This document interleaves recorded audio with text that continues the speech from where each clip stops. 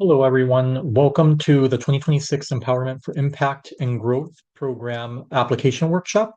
So today we're going to go over the ins and outs of the 2026 Empowerment for Impact and Growth program, what that looks like in terms of the guidelines and what you will need to complete in order to be able to submit for the project. The deadline is Thursday, February 19th, 2026 at 11:59 p.m. Eastern Time.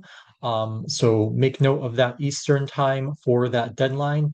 Notifications will happen at the end of March 2026, with the grant period happening from April 1st, 2026 through September 30 of 2027. The grant is a component of the Doris Duke Jazz Ensembles project, and Empowerment for Impact and Growth is funded by the Doris Duke Foundation. A little about the program. The Empowerment for Impact and Growth program offers support for jazz ensembles seeking to gain professional development and practical tools for self-management and strategy of their ensembles. This program offers financial support for jazz recording projects, as well as enrollment in a new 10-week professional development curriculum that will provide both creative and structural resources to increase ensemble longevity and viability. And as a reminder, this presentation is not meant to replace the full details that are in the project guidelines. Please refer to the guidelines on the CMA website for all details connected to the grant. Some more about the program. The extended learning component of the program engages grantees in the CMA Impact Accelerator, which is a structured curriculum that will be delivered over the first 10 weeks of the grant period, so starting in April.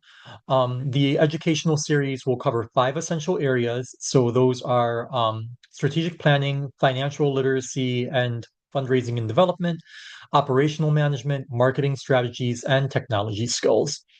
What these CMA Impact Accelerator modules are set to do is equip jazz artists with practical business skills to help support long-term career sustainability beyond just the immediate project support.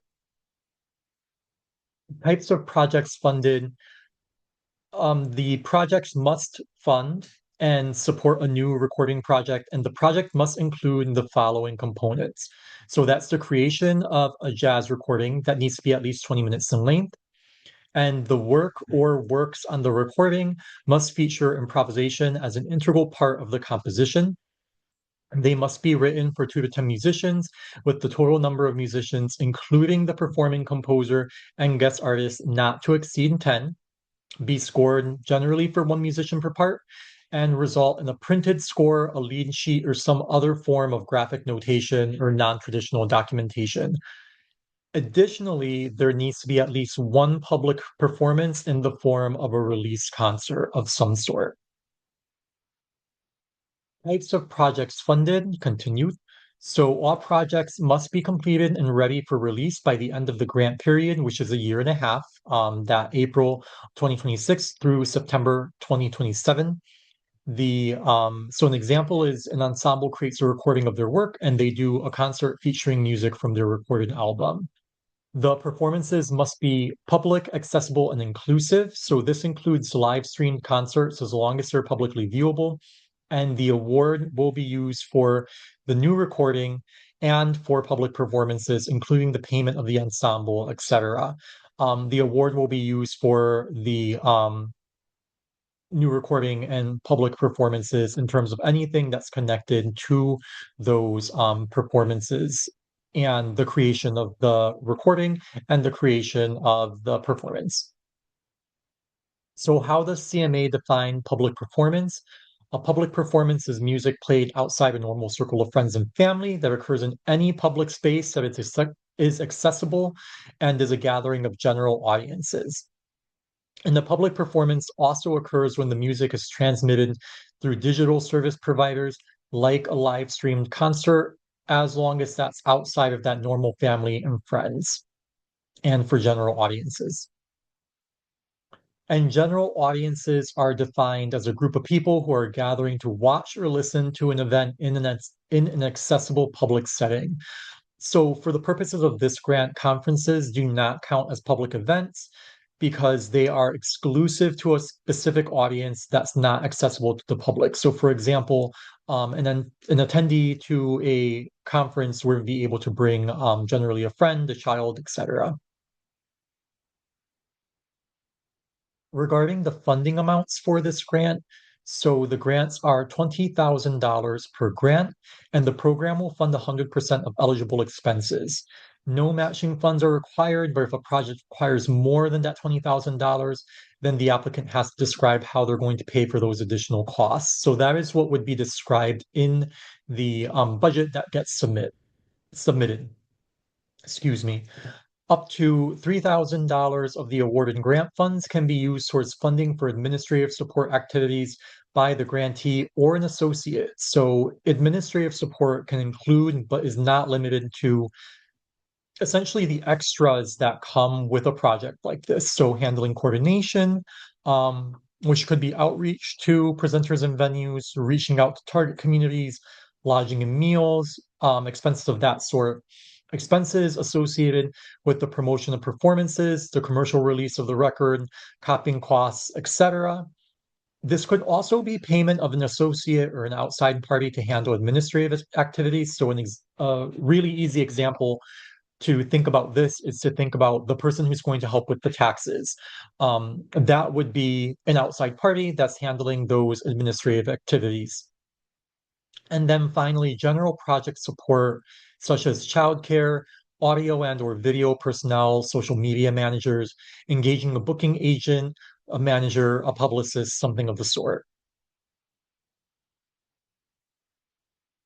There are funding priorities that CMA has for projects in this particular grant, and the priority is for projects that are demonstrating how an applicant's going to use grant funding to create opportunities for the ensemble to engage with current or new audiences, which is connected directly to CMA's mission, working as part of that impact accelerator, and how they are going to apply the professional development opportunities to their recording project, their creative process, and the work or careers of their ensemble. Creating more access to jazz music, again, part of CMA's mission, as well as fostering a sense of respect and appreciation for jazz music. And finally, demonstrating how the creation of a new recording will impact the career of the ensemble. And that's especially if this is the ensemble's first recording, or their first recording in over 5 years. And the ensemble needs to have no pending recording releases before September 30, 2027. In terms of what makes up your grant, so the grant components, the parts of the grant project include the grant project for the ensembles. So that's the funded project for the grantees and keeping track of everything associated with that project, right? So radius clauses, required by venues, expenses, etc. This includes participating in that impact accelerator, so those continuing education workshops, and you can see those details again here. And then consultations with CMA staff. So these are regular check-ins with CMA staff on the project progress throughout the grant cycle. Eligibility for current grantees. So current CMA grantees are not eligible to apply for a 2026 Empowerment for Impact and Growth grant. So if you have a current 2026 grant, you would not be eligible to apply in this cycle because you already have an active grant with CMA. If awarded a 2026 Empowerment for Impact and Growth grant, the grantee is ineligible to be considered for any artistic projects or New Jazz Works grants until that 2026 Empowerment for Impact and Growth project is completed and all of the associated paperwork has been submitted to CMA. And finally, past New Jazz Works grantees who have received their grant in the past 5 years, so that's 2021 to the present, are not eligible to apply. Past Performance Plus grantees or Artistic Projects grantees who have received a grant in the previous grant cycle, so that's that 2025 grant cycle, are also not eligible to apply. So what does eligibility for the ensemble look like? The ensemble needs to consist of those 2 to 10 musicians, including the guest artists. The ensemble or the primary contact for the application must have CMA organization membership that is current at the time of the application. And you can contact membership at chambermusicamerica.org if you have any questions regarding the status of your membership. And an ensemble is eligible if it is a professional composer-led or collective jazz ensemble. Student groups are not eligible. It needs to be based in the US, its territories, or Indian country. The leader, so the band leader, is a US citizen or permanent resident. It needs to include improvisation as an integral part of its composition and performance. And it needs to have no overdue financial or reporting obligations to CMA or any of the CMA grants that it might have. Eligible expenses. So eligible expenses include the creation of a recording of substantial length. So that's at least 20 minutes of composed music. And this may be one extended work or shorter pieces that together form a larger work. The work or works on the recording must feature improvisation as an integral part of the composition. They must be written for 2 to 10 musicians, with the total number of musicians, including the performing composer, and guest artists must not exceed 10 musicians. The music needs to be scored for one musician per part and result again in a printed score, a lead sheet, or some other form of graphic or non-traditional notation or documentation. Eligible expenses continued. The performance fees include a reasonable market amount that the ensemble would normally charge to perform. So the ensemble would describe this rate in the application. It can include fees for sound management or tour management, travel, ground or air, lodging, meals, backline equipment not being provided by a venue or presenter, and then that administrative support for non-personnel indirect costs, um, including or not limited, as I mentioned before, childcare, marketing and promotion, admin, management and support, etc. Eligible venues where the performances can happen can include any of the ones included here in the bullet points. I won't read through all of them for sake of time, but that includes things like nonprofit and commercial jazz clubs and presenters. So those are for profits. Universities, colleges, institutions of higher education, jazz festivals, things like museums, galleries, public art spaces, municipal events, etc. Ineligible requests are projects that require a fiscal sponsor, projects that are previously made recordings, commissions for new works or compositions. This is not a commissioning grant, it is specifically for recording. Projects that are requesting funding for capacity building or general operating support. Although those administrative expenses that are specific to the project can be included within the project budget, private or fundraising events or arts education right cannot be requested. We also will not accept fees that are for student musicians, faculty, or school administrative staff, funds for classes or workshops for music students, music for dramatic works, staged or unstaged, opera or choral works, and then incidental music for other media. This also includes fee for dancers in terms of ineligible requests. An exception to that is tap dance, which has strong roots within the jazz tradition and that carries a sonic element that contributes musically to the project.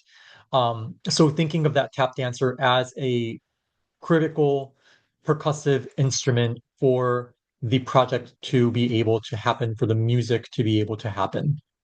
Collaborative projects that are involving other artistic disciplines that are not standalone works for a concert or performance, activities that are outside the grant period, recordings that are soloistic in nature, such as works for soloists and accompaniment, band leaders who are not US citizens or permanent residents. Again, the current grantees or past New Jazz Works grantees who have received grants in the past 5 years, so 2021 and onward. Past Performance Plus grantees or artistic projects grantees who have received a grant in the previous grant cycle, so 2025, and then collaborative projects involving other artistic disciplines that cannot function independently in a jazz performance. Regarding the required uploads, your primary required upload is going to be audio. So there are audio samples required and they must be uploaded to the application. So no more than 4 minutes in length for those. And then the sample must feature works for small jazz ensembles. So again, 2 to 10 musicians. And the sample should demonstrate the ensemble's performance level and must feature either the full ensemble or at least 50% of its musicians. So if it's, for example, a dectet, you would be looking at least 5 out of the 10 musicians must be featured within that audio sample. The accepted file types that are accepted are MP3 and M4A. Studio quality recordings are not necessary, but you want to make sure that the audio is clear and recorded, ideally within the past 5 years. We understand that there might be some exceptions to that rule, but really we're looking to hear the recent recordings, or the panel's looking to hear the recent recordings within the past 5 years, that most recent body of work. Excerpts of longer works are acceptable, but you would have to notate what those excerpts are, where the cuts are, and it's not recommended because again, the panel only has 4 minutes to listen, so they're really trying to get an idea for what that body of work sounds like. And recordings can come from live concerts, studio or home recordings, CDs, or online releases. Required uploads in terms of photos. So please upload 3 photos for use in the CMA press release materials in the event that the applicant is awarded, and label the photos in the following format. And you can see that format here. You want to make sure, most importantly, that the photos provided have been cleared for public use by your photographer before the submission. And then to apply, you can see the directions here. It is straightforward if you've used similar uploading programs in the past, but you go to the submittable website with CMA, you want to select the Empowerment for Impact and Growth grant. You will complete that form online. You can also draft your responses in an offline document as backup, and then copy and paste your information into the online application. To save the work you have done on your application, you want to click Save Draft on the bottom. If you have an older edition of the software, for example, it will, or as it's pulling it from the software online on your browser, it doesn't always have that autosave feature, so make sure to save that draft. You can return to your saved application to continue working on it by following the login instructions, and then you can save and upload your files in the correct format. You want to make sure that you click submit to send that application, right? It doesn't auto send to us. Once you're done with it, you will receive a confirmation email when that is submitted. The application will close promptly at 11:59 p.m. Eastern Time, again, on Thursday, February 19th, 2026. And late or incomplete submissions will not be accepted. Applicants are encouraged to submit their applications at least 24 hours in advance of the deadline to avoid any last minute complications. Right, frequently on the last day, there's a rush. We want to make sure that any slowdowns that might happen from so many people trying to get into the system, etc., aren't things that cause an issue for you. So ideally, submitting early is helpful. So that way you can get your submission in and have that peace of mind that there's not going to be any problems on that final day. In terms of the panel review process, one thing of note, grant applications are reviewed by an independent panel of jazz music professionals, and CMA staff and board do not select or adjudicate the award recipients. The panel review process in terms of the written application, the panel reviews the project design and the feasibility. So they're looking for clarity and viability of the proposed recording project. So things like the timeline, the release plan, what's the community impact strategy, that professional development integration. So how is the ensemble planning to use that CMA Impact Accelerator curriculum and those learnings to their advantage, right? So how are they looking to apply strategy, operations, finance, marketing, tech to the release of their project? And what does that look like for the ensemble's work and the long-term ensemble sustainability? Um, Career stage and growth potential. So why the opportunity is appropriate for the ensemble at this point of their career trajectory. And then the artistic merit and community impact is looking at the demonstrated artistic quality and plan for engaging current and new audiences through the project. The audio review process, again, the audio samples are evaluated for artistic and technical strength, the cohesiveness of the ensemble, and performing scored and improvised music. Ensembles who are applying for first recordings or a first recording in over 5 years and have no pending recording releases before September 30, 2027, will receive an automatic 0.25 points in their score as an indicator of their meeting the CMA funding priorities for the program. A total of 10 points is awarded to an ensemble. So the scores are out of 10 that the ensembles are being judged out of. That 0.25 points would be applied for folks who are coming in for first recordings, which are part of the priorities for the grant, as well as first recordings in over 5 years. The panel review process, in terms of the budget review, you need to demonstrate an understanding of appropriate industry rates for the proposed activities, show clear financial planning and capacity to carry out the project. And if the total budget exceeds $20,000, the applicant needs to explain how that additional $20,000 in expenses will be covered. The responsibilities if awarded. So if awarded, the band leader must serve as the primary contact for the grant. They will be responsible for serving as the grant contact for CMA, providing government issued documentation such as proof of US citizenship or permanent resident status, receiving and managing grant funds, maintaining CMA membership throughout the entire grant period, and then filing any reports to CMA so that they can remain in good standing. Awarded funds will be dispersed as follows. So the full grant payment gets dispersed all at once after the signing of the CMA grant contract or grant agreement with the inclusion of any required materials. So grantee intake information such as proof of residency, bank information, etc.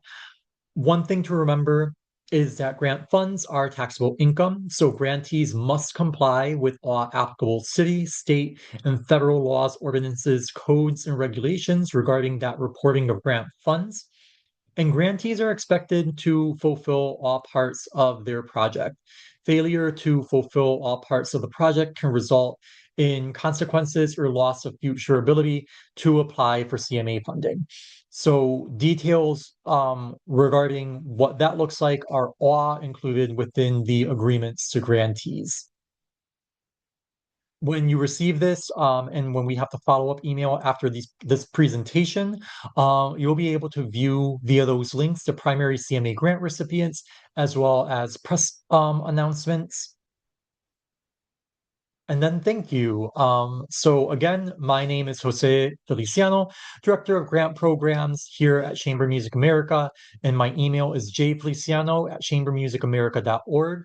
And then you can also reach out to my associate, Adriana Vergara, Grant Programs Associate, and her email is avergara@chambermusicamerica.org. Thank you so much.